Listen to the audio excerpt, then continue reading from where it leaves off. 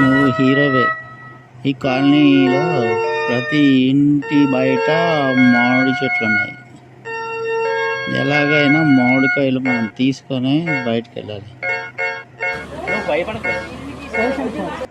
ఎలాగో ఇక్కడ మన షూటింగ్ జరుగుతుందని వచ్చాం కదా. ఒక్క మామిడికాయ చూడు ఎంత బాగున్నాయో.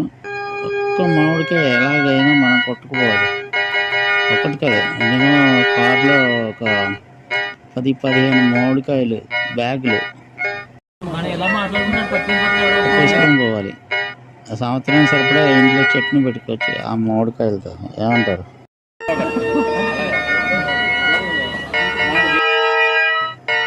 ఎవరో కారు వస్తుంది, అయినా మనం జాగ్రత్తగా ఉన్నాం.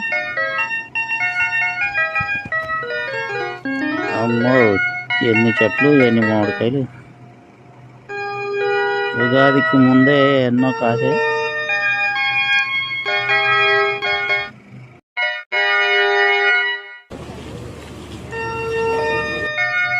ఏం చేద్దాం, చాలా చెట్లు ఉన్నాయి. సాయంత్రం కొట్టుకుందాం సార్.